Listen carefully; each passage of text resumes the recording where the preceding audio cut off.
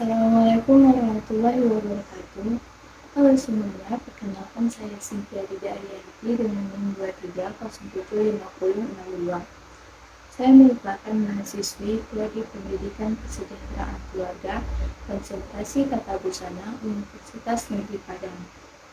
Kali ini saya akan mempresentasikan hasil produk yang saya buat, yaitu celana kulot pada mata kuliah Busana Dasar Wanita. Sebelumnya saya mengucapkan terima kasih kepada dosen pengampu kami, yaitu Ibu DRA Adriani MPD dan Ibu Rafika Husni MPD. Baiklah, di sini kita tahu bahwa celana kulot itu celana yang sering dipakai sehari-hari, baik melalui acara formal ataupun semi-formal atau juga non-formal. Jadi celana kulot ini adalah celana yang lebar pada bagian bawahnya. Jadi antara pinggang dengan bawah itu lurus aja, jadi nggak sempit ataupun tidak pas. Jadi dia lebih lebar.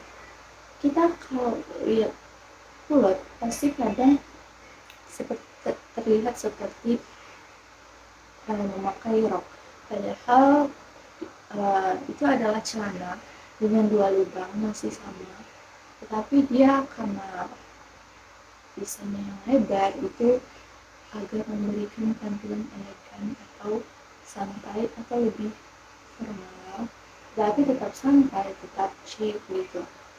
Jadi di sini saya membuat kulot dengan desainnya yaitu sebagai berikut. Saya membuat desain kulot sebagai berikut dan desain produknya yaitu sebagai berikut. Lalu untuk rancangan bahan pada kulot seperti yang saya tampilkan, ini adalah rancangan bahan yang saya buat. Kalau kita buat kulot, kita hanya membuat pola dasar yang awalnya itu pola dasar rok, tapi karena kita buat celana, kita perlu menambahkan pesak atau tinggi duduknya. Lalu dari mulai panggul hingga ke mata kaki itu lurus saja.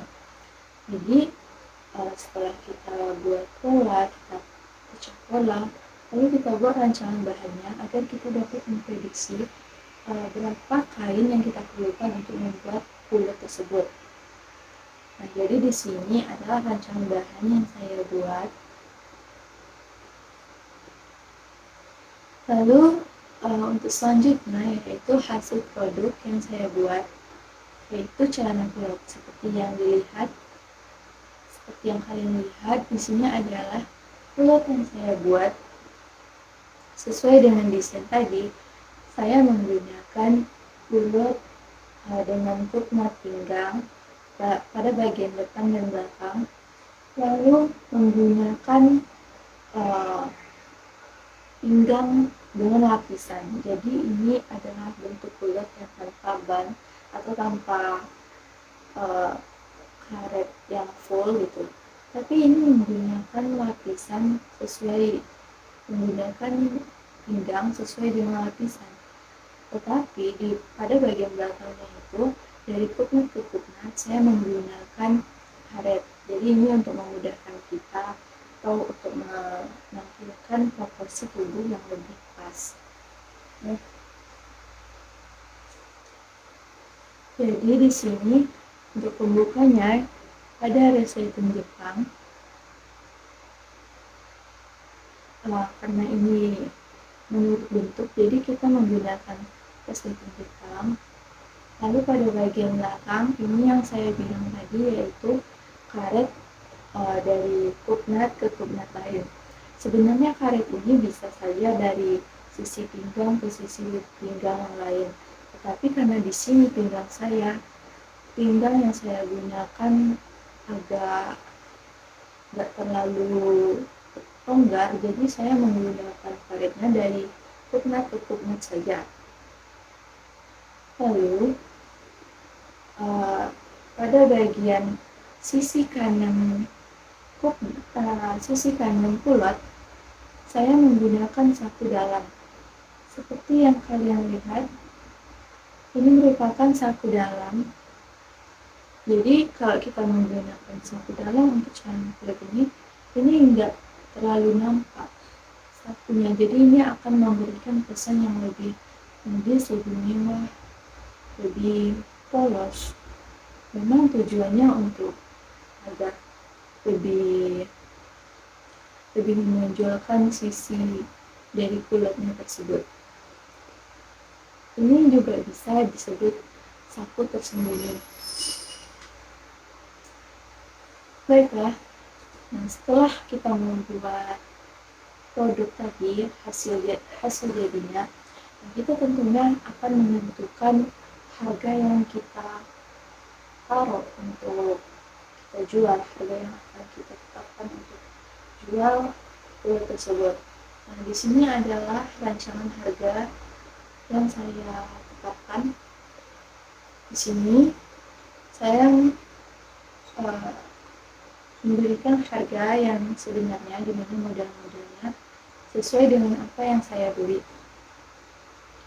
Seperti kain toyogo, karena di sini saya menggunakan kain toyogo sebanyak 1,5 meter, di mana harga satuannya yaitu 30.000. Lalu karena 1,5 meter, jadi total yang saya keluarkan untuk membeli kain toyogo yaitu 45.000.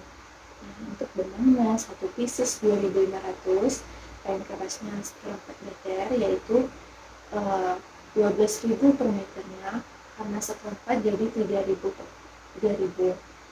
Lalu untuk Vaseline sama dengan kain keras seperempat meter, harganya 3.000. Lalu untuk resleting satu piecesnya yaitu 2.500. Nah, jika kita totalkan semua, maka hasilnya yaitu 56.000. Nah, di sini modal kita untuk membuat kulot 56.000. Jadi saya ingin mengambil upah tenaga kerjanya yaitu 100.000. Nah, di sini untuk biaya produksi yaitu modal ditambah dengan upah. Jadi 56.000 ditambah dengan 100.000, jadi 156.000. Nah, di sini saya ingin memperoleh keuntungan yaitu 30%. Jadi 30% dikali dengan biaya produksi yaitu 30% dikali dengan 156.000. Hasilnya yaitu 46.800. Nah, lalu untuk harga jualnya yaitu biaya produksi juga ditambah dengan keuntungan, di mana biaya produksi tadi 156.000 dan keuntungannya ditambah 46.800. Jadi hasilnya 202.800. Nah, di sini kita dapat membulatkan harga jualnya menjadi 203.000 atau 204.000. Boleh saja, asalkan sesuai dengan apa yang kita inginkan, keuntungan yang ingin kita peroleh atau modal yang telah kita keluarkan. Baiklah teman-teman, itu saja yang dapat saya sampaikan. Jadi untuk membuat kulot kita perlu menyiapkan segala macamnya, mulai dari desain, mulai dari pola dasar, pecah pola, sampai ke rancangan bahan. Kalau udah kita buat rancangan bahannya, kita tentukan kain apa yang kita buat. Nah, di sini saya menggunakan kain toyogo. Jadi setelah membuat kain, baru kita akan memproduksi produk tersebut. Baiklah, itu saja yang dapat saya sampaikan. Mohon maaf apabila ada kesalahan. Wassalamualaikum warahmatullahi wabarakatuh.